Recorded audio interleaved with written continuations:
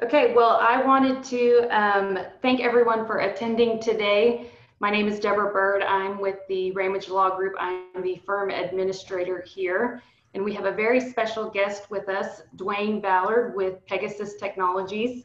Why don't you go ahead and introduce yourself a little bit, Dwayne, and give us kind of your background, your role, and then we'll dive into your presentation.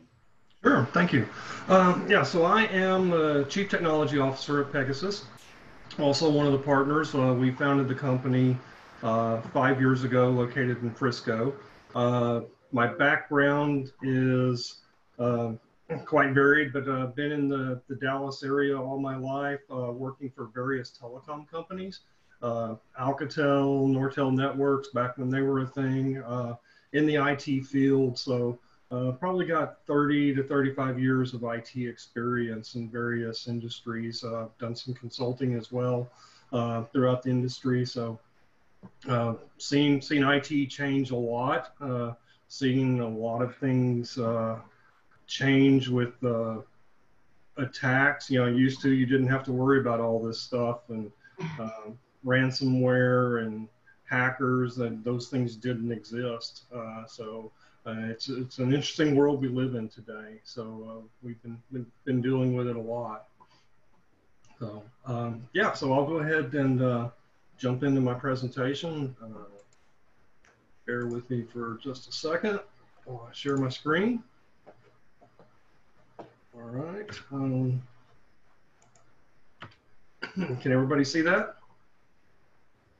Yes, I can. And just so everyone is aware, if you have any questions as Dwayne is presenting, you can just present your question in the chat box, and I will try to get his attention and get your questions answered. We'll also give a little bit of time at the end to kind of make it more open for any other questions that have maybe come up at the tail end, while also giving the contact information, which you can see here on his screen now, if you want to follow up afterwards. So just wanted to make sure everyone was aware of the chat feature. So we're good, Dwayne.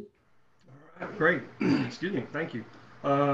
So, kind of giving you a little bit of my background, I'll talk a little bit about what Pegasus is. We're a managed IT services firm, and what we provide to our customers is, several things, but, we provide an IT help desk. So we are outsourced IT for companies, typically, in the mid-market.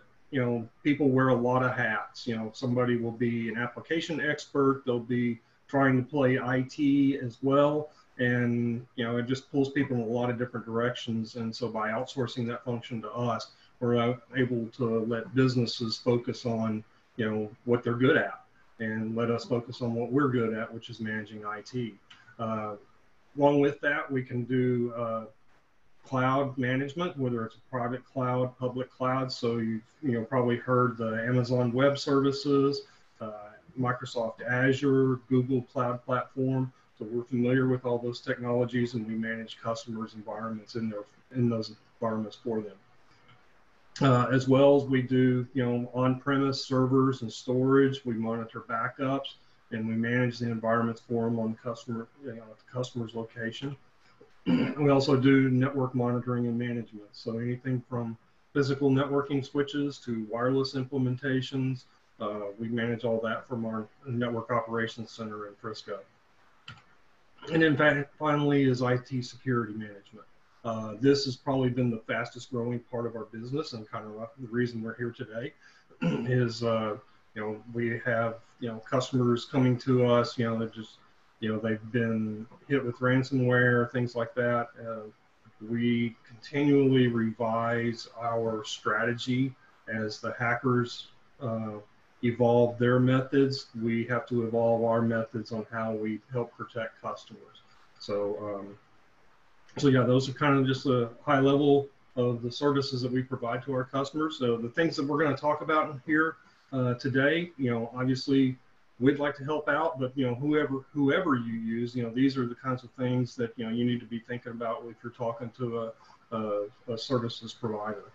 So we're going to I just wanted to clarify that even though y'all are based out of Frisco, Texas, you guys can offer these services globally, correct?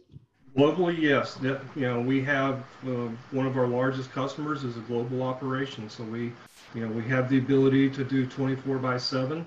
It's probably not our, you know, primary focus. Our focus is mostly North Texas, but it's definitely national in scope. So we have, several customers that they have employees all over the country, and we're able to manage their environment for them. So yeah, definitely.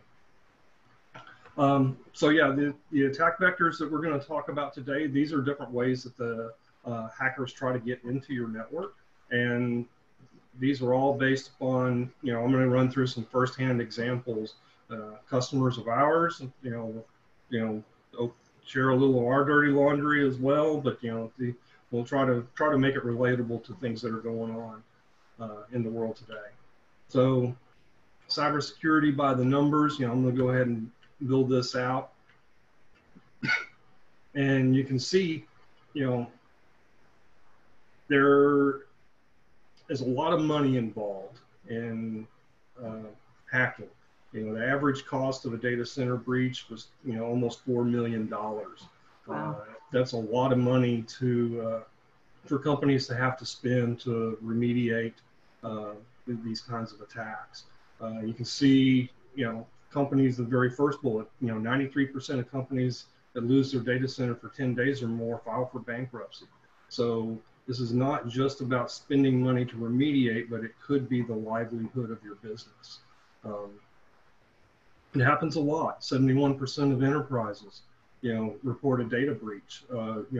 You'll see some of these numbers are enterprises, but this happens to small and medium businesses as well. These hackers have gotten smarter. The length of time it takes an organization to identify a breach.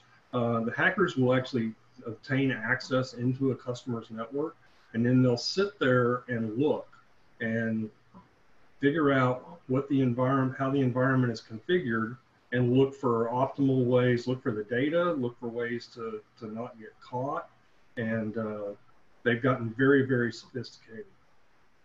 And so you can see the amount of time to contain a breach in a large organization. Smaller organizations, it may not be as much, but yeah, it's a lot of money, time, and effort involved. So some more statistics. Only 14% of small and medium businesses have an effective ability to mitigate these attacks. 43% of the attacks do go after small and medium businesses. As ransomware has become more and more prevalent through the industry, they go after, criminals are, they don't care. If you have money, they're after you. Again, it can be having a cyber attack, ransomware can be a business critical event. It is very hard for companies to survive, one of these kinds of events. And then, good 50% of these, data breaches are malicious.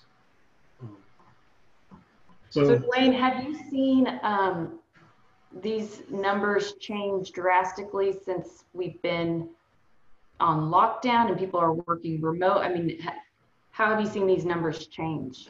Well, the number of attacks has changed considerably. So you think about, most organizations, you go into the office and, you work in the office.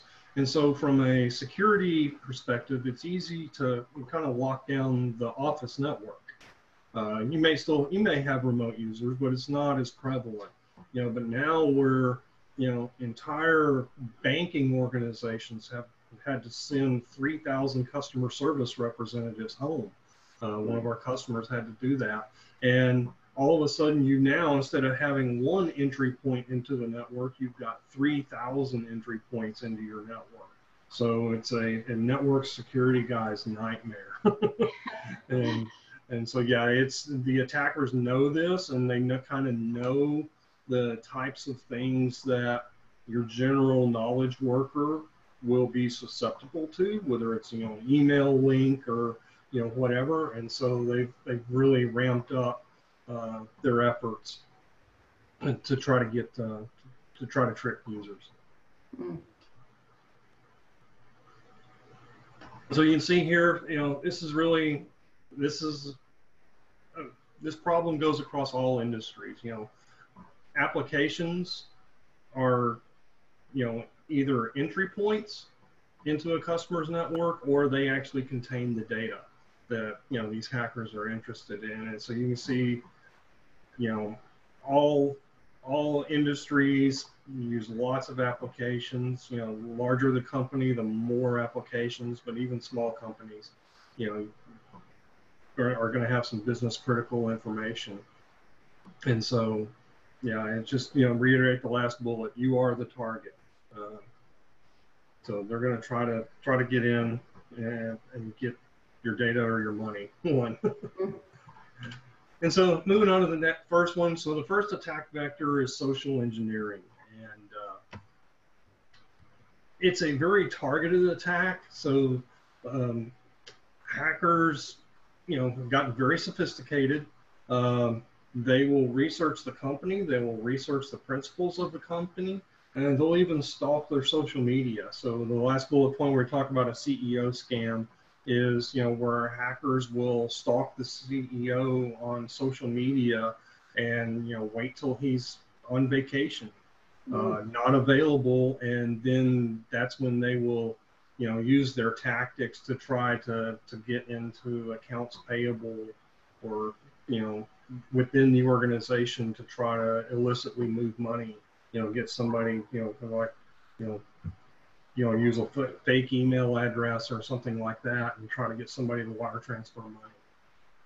And so typically these are financial impact. And again, they're after money. And so, and we'll talk about examples later on, but prevention, this is a process issue. So having formal accounting processes in place to wire money. Typically, what they'll do is they'll send, like I said, they'll send an email from a fake email address, but it's close enough. It looks like, the principal's email, and say, hey, I need you to wire some money. And so without valid processes to do that, then just somebody can say, okay, I'll wire the money, and the money's gone. So, if you're a person that's in a position like that you have the authority, I would recommend being cautious with social media. I know that's easier said than done. Our CEO loves social media and is on it all the time. So, but we do have processes in place to keep something like this from happening.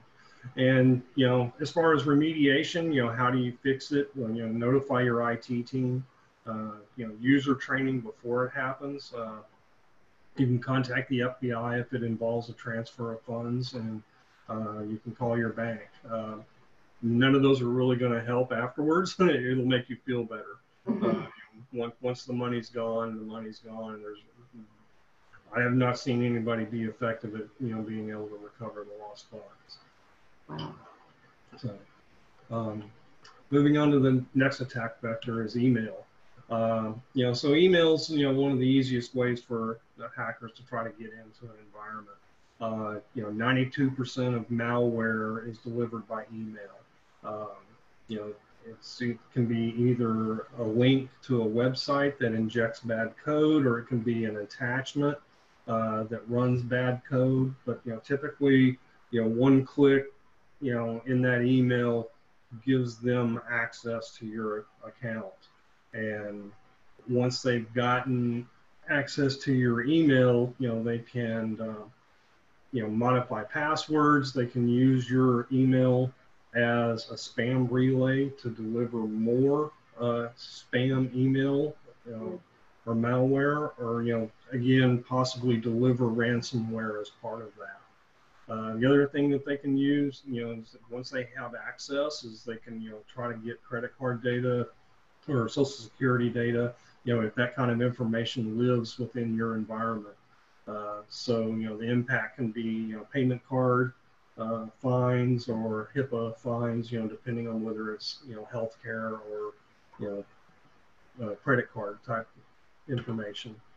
So what would be some things, Dwayne, on if 92% is through email and that's the easiest, what are some just quick red flags that if you could tell the audience to look for to make sure that you're not clicking on those links? Is there anything you can bring to our awareness that we would be able to recognize?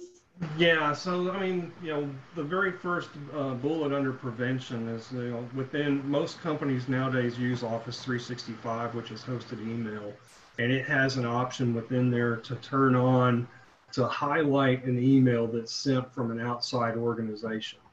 And you'll see that a lot when you get emails from outside your company that have been forwarded by somebody else. It'll say this email, originated outside the organization. And that's one way of, letting users know, hey, this came from outside your company. It may look like it's inside your company, but that, it can flag the email for you. So that's an easy way to do that. It's tough because the hackers are really smart. They go in and they'll register an email domain that is very similar to yours, maybe one character off. So, I'm in the industry and I look at email addresses all the time, and, still I'll see one that's like, whoa, I didn't catch that. They slipped an I in there, or they put a 0 instead of a O. And, so they're very, very sneaky. So, things like that.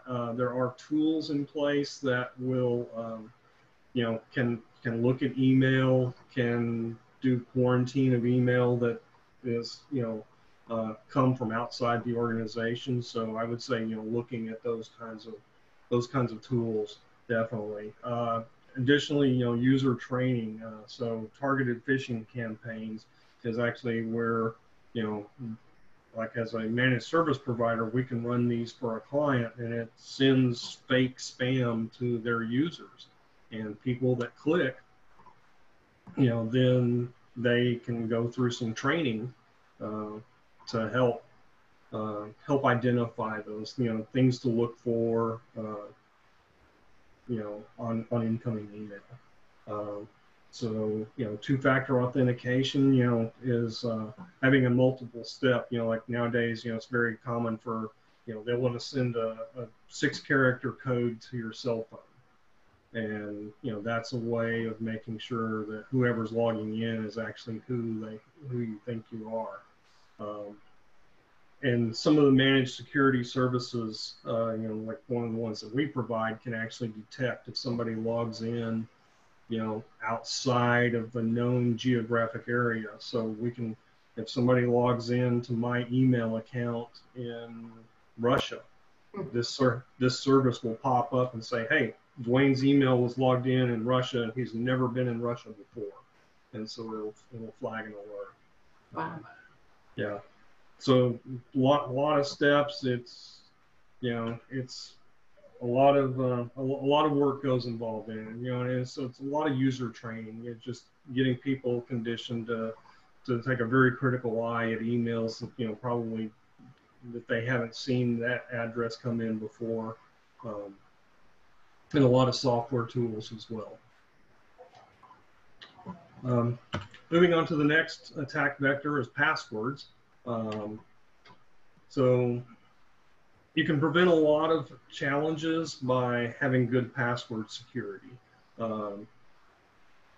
People don't like strong passwords. They're hard to remember. They don't like passwords that change a lot. I am just as guilty, of it, but it does give the hackers an avenue to get into your systems. Especially when systems are connected to the internet, you want to provide capabilities to workers wherever they are in the world. That means putting systems on the internet. And once you do that, then you're opening yourself up for attack. And one of the easiest ways for hackers is what they call a dictionary attack. And they will literally have a huge file of dictionary words and commonly used passwords, and they'll just run that attack against a service hoping to find a hit. And it's nothing but computer time to them. They kick it off and they walk away and they go on to the next system, so they can let it run forever. And it's amazing how often this happens. I've put a system on the internet before, didn't have a domain name, just literally plugged it into the internet, and within hours it was being hit by hackers, trying to break into it. So, they're running all these automated tools. They're, guessing IP addresses, guessing passwords, using common exploits. So it's all automated for them, so it's very easy for them to try.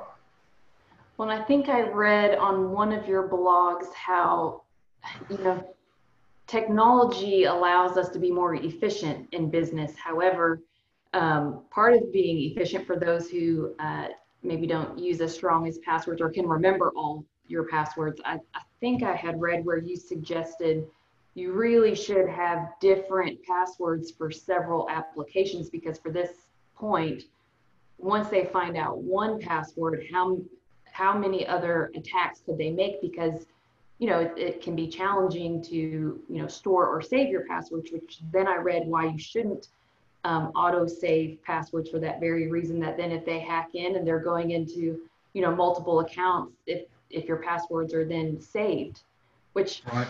so it makes it very difficult when you're trying to create strong passwords, you're trying to create several different passwords for all your applications, and then trying to remember all of those and have them in a safe place where they can't get into that account. So Yes, it's a challenge, and so that's the number one thing on my prevention here is some kind of password management tool. The one I personally use is called LastPass, but there's several of them out there. There's OnePass, there's RoboForm, Bitwarden. There's a lot of them out there, and so they actually typically work by being a browser add-on. And so they'll sit there in the browser, and when you go to the login page for your bank, then they will pop up and actually remember the password for you and enter the password. But they do have some security built into them as well. They have their own layer of password. They can even use hardware encryption tokens. So, without that piece of hardware plugged into your computer, then they won't access the passwords. So they also one of the things that I like is they have a secure password generator.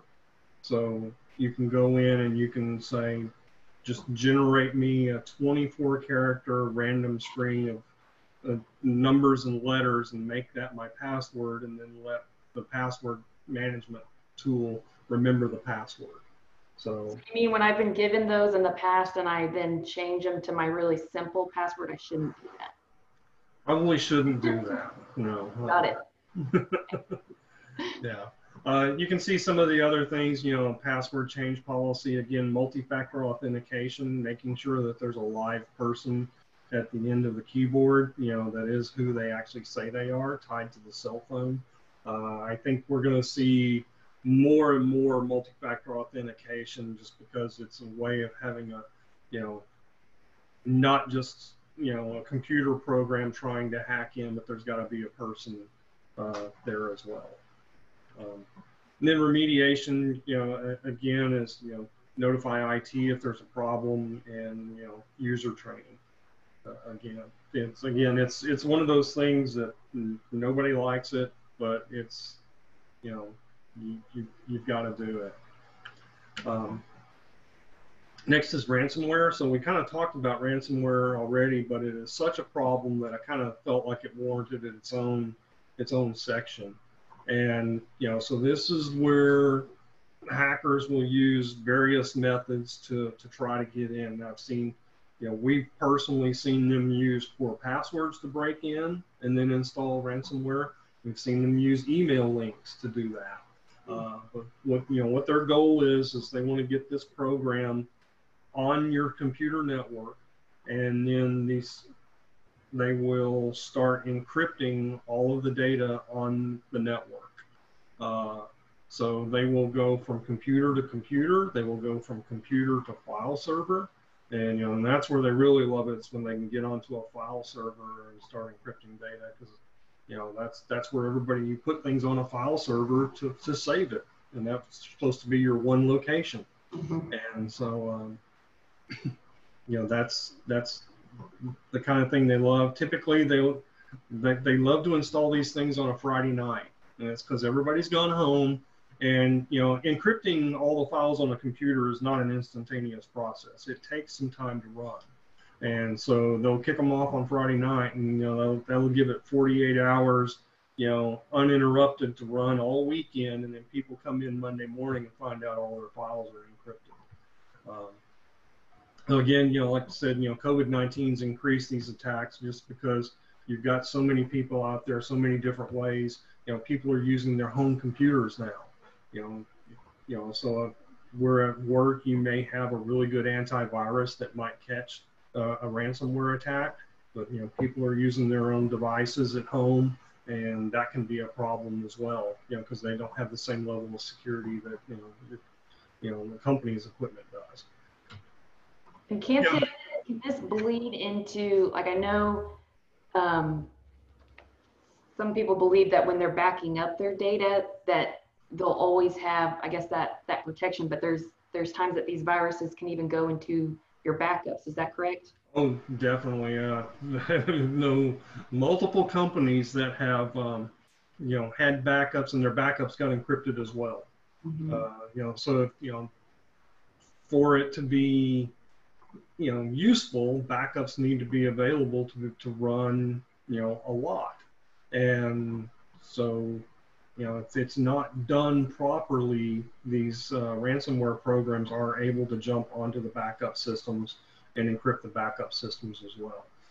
Typically we use the phrase air gap to talk about backups. So putting some space, some kind of physical space between the production computer systems and the backup system. That can be physically, physical space, or it can be firewall capability, or some kind of network blocking mechanism to prevent, to make it difficult for that malware to jump across to the other computer system. But yeah, we have a couple of cases where the only thing that saved these customers was the fact that somebody had plugged a USB drive in, backed up all the information on a share drive to that USB drive, and had it unplugged at the time when the ransomware hit. And that saved them. Otherwise, all of the data would have been gone. I was hopeful you weren't going to say they were backing up to like the old school tapes. No, I mean, some larger enterprises that have, a lot of data will still, they don't use the old school tapes, they use the new school tapes, but tape is kind of becoming, passe now. Mm-hmm. So preventing, ransomware is, you've got to have a top tier antivirus. You've got to let it stay updated. We actually had a customer contact us a couple of weeks ago. His antivirus updates were impacting his ability to do work, and he wanted to turn off his antivirus updates. And an antivirus program that has not been updated is absolutely worthless. I understand it can be a pain, but so can getting ransomware. In addition to that, one of the services we provide is, we provide security monitoring, so we can actually, we put tools on the network that they can start to see if, disk activity increases, which happens whenever a ransomware event occurs, because as the ransomware program is reading all the files, on the computer, that increases the disk activity outside of normal. And so, there's a lot of forensic tools or monitoring tools that will look for those kind of unique patterns that don't normally exist, and then identify those as potential ransomware event. If you're the one who clicks the link, shut your computer down immediately. Mm. It's, that because most of these things come in through, email, there's typically a person in Outlook or in Google clicking on a link, and this ransomware program starts to run. And the easiest and fastest way is to shut your computer down immediately, assuming you know what's going on. Notify your IT department or your managed services provider, automatically or as soon as possible. There are steps that can be done, to prevent things from spreading across the network.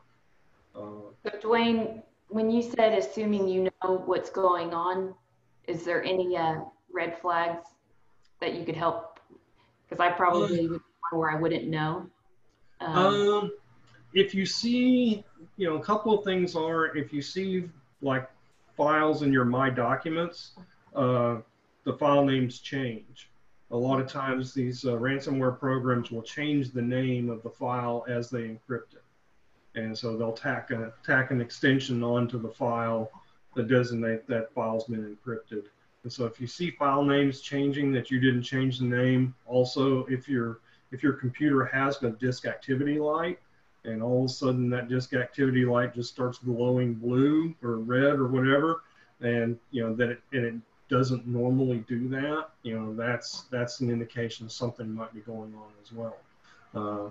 It's it's difficult. Antivirus, should catch a lot of them, but there is no perfect antivirus program, and there's no way to 100% guarantee that you won't get hit, unfortunately. So is this something where if we had your company as our IT department, is this something that when you say you're monitoring, would you be able to recognize it and immediately take action from what you guys see? Yes, as long as, again, there are new types of malware out there all the time. Most of the tools use what they call signatures. Malware programs, have code written a certain way, and these, the tools will look for these signatures so they can identify those, or they'll look at files being accessed. So yes, if we're monitoring a company, then our tools will identify the breach going on at that time, and we can shut that down. Now, what if it's a Friday night? Tools run 24/7. Okay. So, and it's all monitored 24/7 as well. Some cases, companies have had to pay the ransom, and we'll talk about that in a second. Worst case is you get to start over. Hopefully that doesn't happen to anybody, but it can. So jumping on to some of the real world impacts. So we talked about all these different attack vectors, and here's one of our customers was hit by the social engineering attack, and they sent a spoof email from the owner of the company to accounts payable, said, hey, I'm in a meeting, I can't talk right now, and or actually he was on vacation, and said, I'm on vacation, can't really talk, but can you wire transfer $13,000 to this bank account? And the accounts payable person did, and the money's gone. The same exact thing they tried to hit Pegasus the same way. They sent an email from our CEO. It was a email domain. I think it was like one character off. So, you had to be really, really diligent to catch it.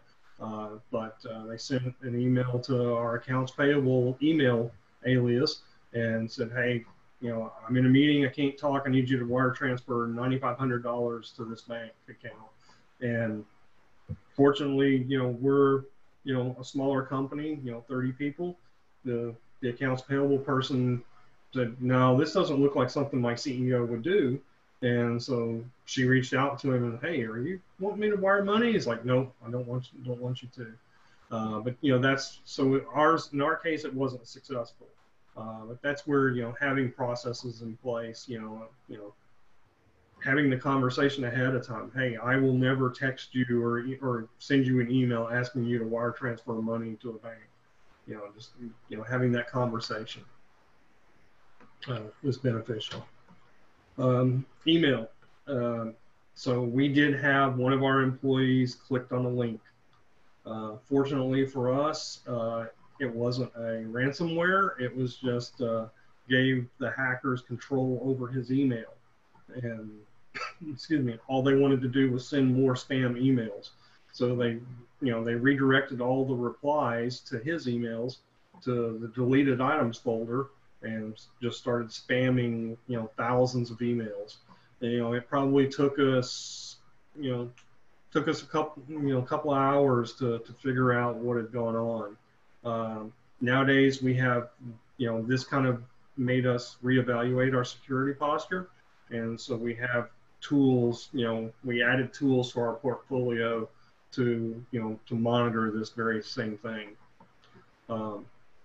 Another case is Frisco Rough Riders, a minor league baseball team here in Frisco. They had an employee click on a ransomware link 5 days before opening day. Wow. And it encrypted all the data on their entire back office network. What was interesting was they were not a customer at the time. We were going to onboard them on Monday. Wow. This employee clicked on this link on Friday, but we got out there and we pulled a SWAT team in and we had them. Fortunately, this was the case where it said one user had a USB drive that they had plugged in and backed up all their data off the file server. Just he was concerned about losing everything, and that one USB drive allowed us, we can reinstall applications, those are easy, but he was able to have all the data that they needed. So it was an interesting 4 days for our network operations guys. But that's what we do, part of that service. Once we have a customer under management, we don't charge additional for doing this. This is just part of being managed, a managed customer. We can send, we can have employees go to training on phishing. People are still going to click on links. That's what users do. So we know that. We have very well thought out backup strategies. We know that our data is protected, and if it happens, we jump in there and we try to remediate them as fast as possible. Now, do y'all also provide the training? Yes, we can provide the targeted phishing training as well. Passwords, like we talked about, one of our customers had an application that they were paying the vendor to support that application, and the vendor left the default password for the admin for that server, and that server sat on the internet. Well, it didn't take long before the hackers found it and logged in and kicked off a ransomware attack on a Friday, let it run all weekend. The customer came in Monday morning and everything was encrypted. But again, fortunately, we had good backups, so we were able to get them, get the data restored and get them back up in operation in less than a week. One that's personal to me is I had actually had multiple attempts to hack my online banking. Or get a notification that my email had been, or my online banking account had been locked, and I had to call in and got it unlocked. A week later, it got locked again. So I don't know how they got my username, because it wasn't email, it was a separate username. Fortunately, I had done just what I talked about. I had gone through and used the LastPass password utility to generate 24-character random passwords for all of my personal accounts. Wow. I literally spent one weekend doing this. making sure that every personal account was a random password, and in this case, it saved me. So otherwise, they would have been able to get in and transfer money, directly out of my account. So ransomware, this was not a customer of ours, but a competitor to a customer of ours, that they were hacked, and the hackers got in and sat on their network for weeks. And they basically spent that time learning how that customer did backups, where were the deficiencies in the way that they did backups, what kind of data did they have, and then they kicked off a multi-pronged ransomware attack, and it completely halted their business. And the anecdotal evidence I heard was that the ransom was $80 million. Wow. This was a multi-billion-dollar organization, but yeah, and they ended up paying it because the hackers had done such a good job of figuring out their environment. That's kind of what we talked about at the beginning, where the average, what we call dwell time, the average time that hackers can live in an environment before they get caught is 206 days. So they'll sit there and they'll watch and they'll poke around, they'll look for interesting data, see what kind of servers are out there, and before they strike. Wow. A lot of money. Multiple companies here, in Dallas that have been hit by ransomware that paid the ransom. They engage the FBI. Not a lot that can be done once the data is encrypted, though. The good thing is typically when the ransom is paid, they do cough up the decryption keys, so companies can get their data back. It's the hackers have kind of figured out that if they took the money and didn't give the keys back, nobody would ever pay the money. So at least they're smart enough to know that they have to actually cough up the decryption keys. So, so what can a breach mean to you? Obviously we talked about it. It's system downtime. It's cost avoidance for having to pay somebody to restore your systems, restore your files. The disruption to business operations can be huge, and then end user productivity loss. The size of your company, having all those people sit there while IT guys sit in the back, restoring data, can be very impactful. You can lose sensitive or proprietary information. Nowadays, with HIPAA and PCI compliance, there's some very serious fines for letting that credit card and personal data out into the wild. Excuse me. And then the harm to an organization. Everybody's heard about the Home Depot hacks, the Target hacks. Experian. There's just nobody wants to be on the 6 o'clock news the front page of the Dallas Morning News. So I wanted to throw this up there. This is a city in Romania, Râmnicu Vălcea, if I said that right, and it's the county seat, and it has about 92,000 people. Why is this city interesting? Wired magazine called this city the most dangerous town on the internet. Wow. It is a town that is full of hackers. They kind of use it as an operating center. As you can see from the cars parked on the street, they're very successful hackers. They are so good at it that they now have turned selling their hacking software into a legitimate business. You can go to these guys, you can buy the software, excuse me, and get a maintenance contract, just like you would with QuickBooks or AutoCAD or any other software tool. They'll accept take bug reports and send out bug fixes. So this is a big business. There are people whose entire livelihoods, revolve around breaking into our computer systems. So I kind of I have an analogy for security, I kind of equate a good security posture, it's kind of like the difference between bungee jumping and skydiving. In bungee jumping, something has to go really bad wrong for you to have an accident. Skydiving, everything has to go perfect for you to survive. And it's kind of the same way with security. If you ignore security, uh, everything's got to go perfectly for you to not get hacked. If you have a good security posture and you treat it seriously, then everything's got to go really bad for you to have a bad event. And so, you know, having good security is just, it should be top of mind for every organization.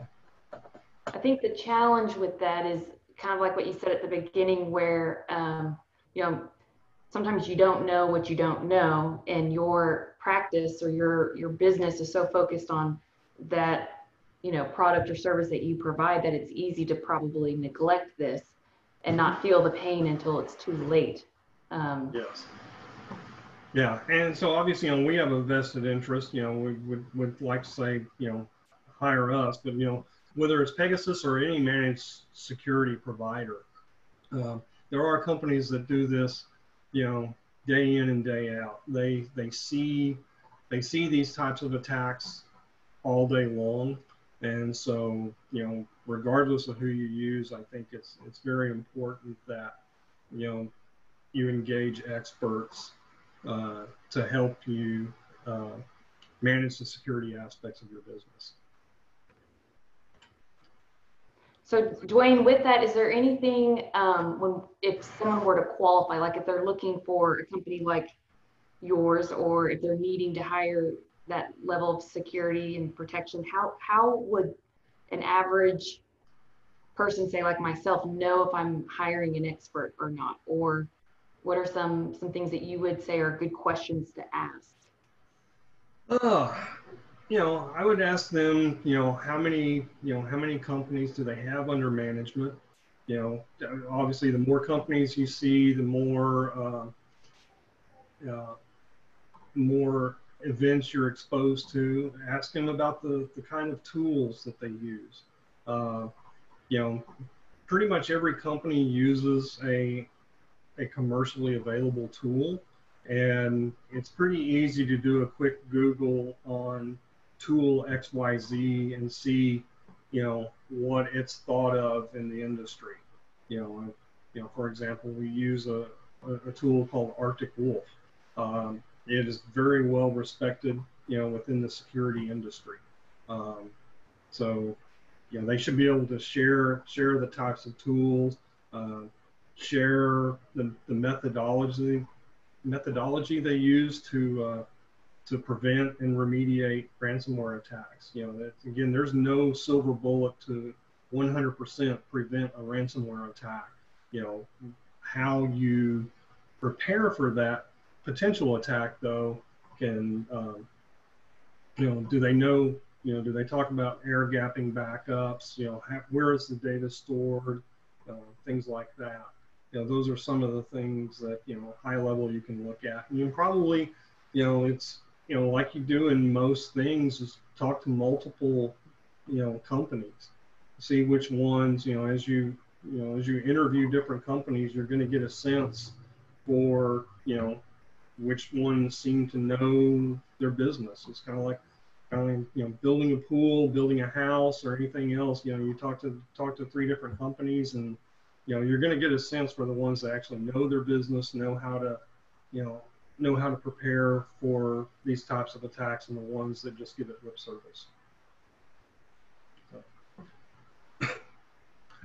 So yeah, so you know, we're focused on, you know, delivering, you know, these types of strategic, you know, business outcomes. You know, rather than just manage your technology, we like to sit down with customers and have these kinds of conversations, explain why we think what we're doing is, you know, above and beyond. You know, that's, you know, one of the things too is a lot of different managed service companies will, this will be an extra price. You know, you get basic managed services, and then if you want to do security on top of that, you know, you're paying extra. We've come to the philosophy that, we include security in our managed services proposals simply because it makes everybody's life easier if there's a good security posture. We don't have to worry about, customer getting hit by ransomware, and I have 4 guys spend, working 40-hour weekends helping remediate. If we prevent it at the beginning, then it's not, it's not as big an issue. So we like to, work with our customers as partners, not just as a vendor and client relationship. We're kind of in this together, and that's the way we like to approach it. And then lastly, just throw up a slide, since we are doing a little bit of a sales pitch, some of our awards, we've, very proud of the fact, we've, the last, 3 years, Dallas Business Journal Best Places to Work, Texas Monthly Best Companies to Work For, and in 2019, we actually made Best and Brightest Companies to Work For in the nation. So not just the DFW or Texas area, but actually in the nation.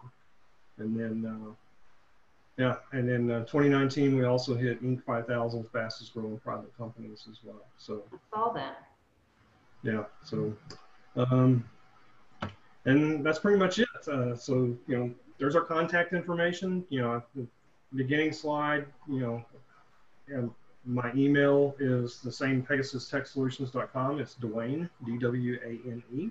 And feel free to send me an email if you want to have further conversations about security, managed services. We'd love to talk to people. Well, thank you, Dwayne, very much. I really appreciate it. I know we have a lot of people who attended. Looks like we've answered all of their questions as we were. Let me just double check as you were presenting. I did just want to personally state that, when I first was introduced to you, I think I had met with Sean, who came out to the office. And one thing that stuck out to me the most was your presentation and the information that you provided up front. So I would be most educated to really isolate what my core needs were, as that seemed to be y'all's priority too, is to make sure that I understood and felt secure and confident in what it is that we were needing. But also when I had done some research on your company, how your CEO had stated culture over growth, and kind of went into how you prioritize people and relationships above all else is something that was a core value of your company, which I felt was very similar to how Sharon also runs her firm. And so I just wanted everyone else to know that you guys, it's more than just the service you provide, but also the culture that you have, which speaks volumes, and how then as a client of yours feels